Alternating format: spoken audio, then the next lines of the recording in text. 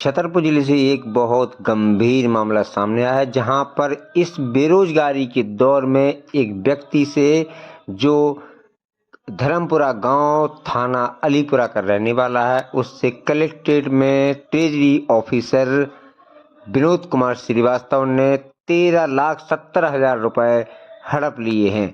ये आरोप धर्मपुरा निवासी टीकाराम प्रजापति ने लगाए हैं। हम आपको उन्हीं की जुबानी पूरा मामला बता देंगे। क्या नाम है भैया आपका और कहाँ से आए हो?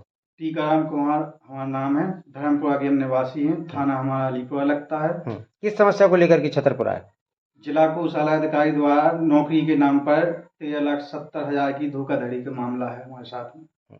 क्या नाम जिला कौशल अधिकारी कौन है, क्या नाम है उनका? विनोद कुमार श्रीवास्तव।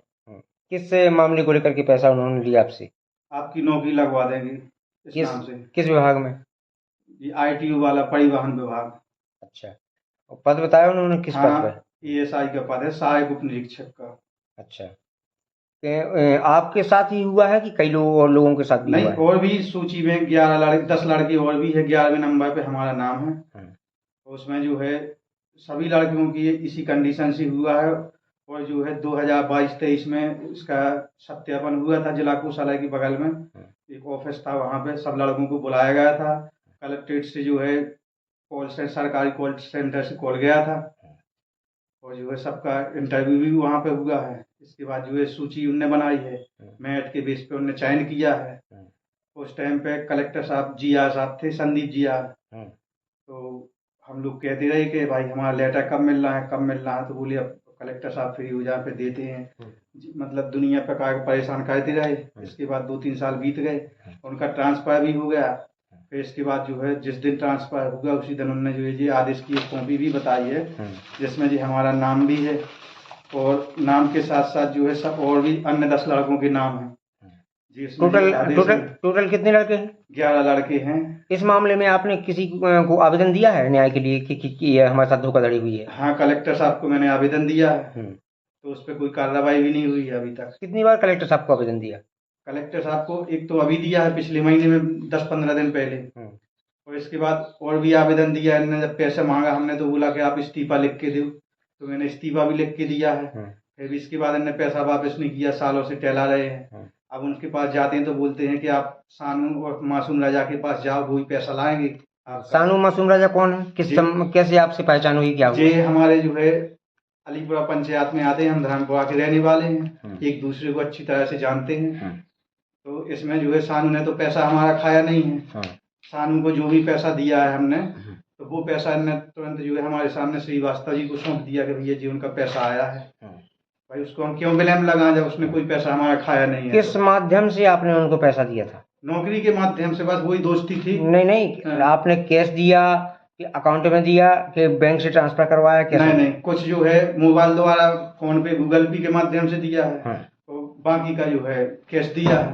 फोन पे के माध्यम से कितना दिया? फोन पे के माध्यम से श्रीवास्तव जी को दिया है हमने 70,000 रुपया।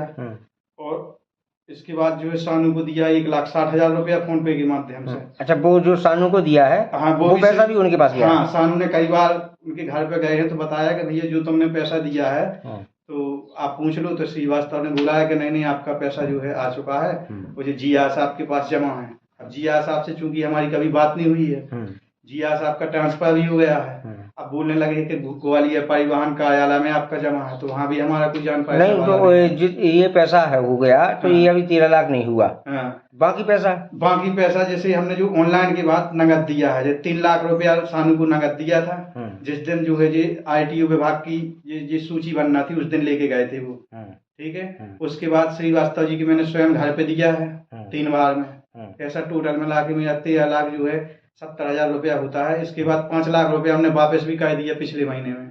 उन्होंने कर दिया? हाँ, सिर्फ विनोद कुमार श्रीवास्तव जी ने। अच्छा, अब पैसे के लिए बोलते हैं तो बोलते हैं कि वो बोले कि हमें तुमसे 9.5 लाख रुपया कर्ज लेना है। इन्होंने हमारी चेक ले रखी है, वो चेक ली है भुआजन के नाम से कि पटेल साहब को जो है पैसा डालना है तो फाइल में लगना है। आज तक ना तो पटेल साहब से हमारा कोई भुआजन वाला क्या मामला है? भुआजन वाला हमारा मकान अधिग्रहण हुआ है, उसका भी 5-4-5 साल से विलंब स्थिति में। अधिग्रहण हुआ? किस चीज में? फूल लाइन में, झांसी खजुराहो फूल लाइन में। अच्छा, हमने 20 से 25 बार आवेदन भी दे दिया, कलेक्टर साहब को भी दिए, एसडीएम साहब को भी दिए हैं, जन सुनवाई में दिए हैं, जी हमारे पास सबूत भी हैं, आवेदन भी हैं। और कई बार, एक बार अभी कलेक्टर साहब ने 5-6 महीने पहले नौगांव में जन सुनवाई की थी, तो वहाँ पे जिला कोषालय अधिकारी भी था मौके पे, एसडीएम साहब भी थे, कलेक्टर साहब भी थे और जिला पंचायत सीईओ मैडम भी थी उस टाइम पे। तो ये मुआवजा कितना बन रहा है आपको उसमें? इनने हमसे शपथ पत्र, सहमति पत्र लिया था, 22 लाख कुछ रुपए का है,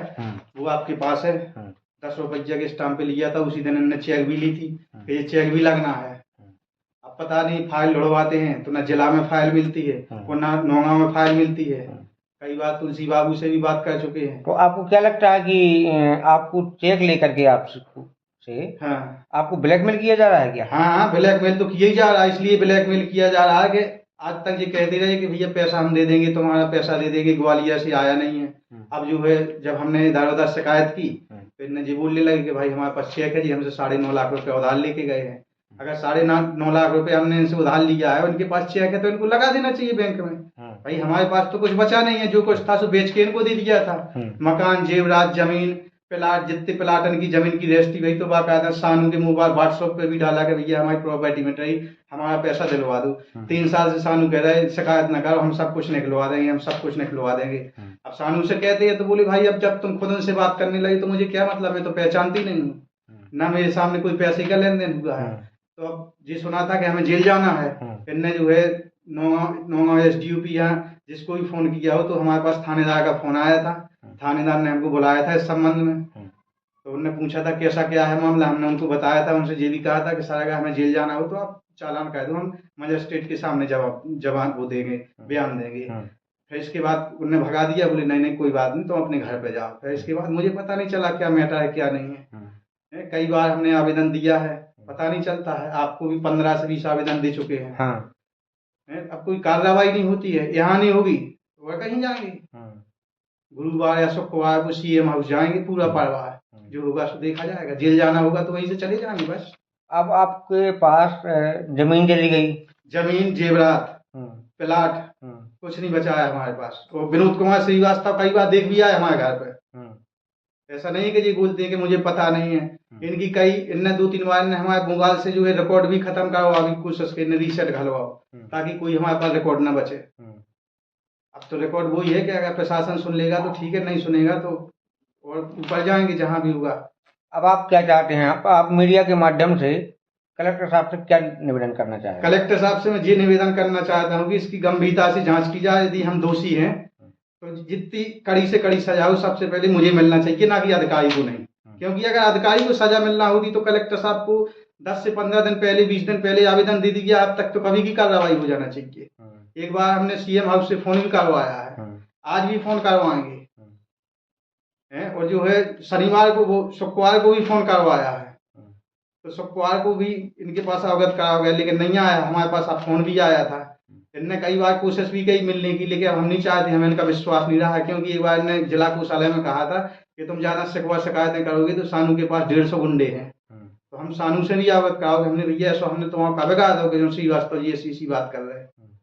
तो ये सब चीजें धमकी वाले भी आ रहे हैं। फिर धमकी क्या है, मतलब जिनने थानेदार से भी मतलब दबा डालवा की कोशिश करी। हमने थानेदार से ये भी बोला है कि सर अगर कोई संज्ञान मैंने गलत लगाया है आरोप या कोई बात है ऐसी, तो आप जो है हमारा चालान कर दें। सानू कहता क्या है?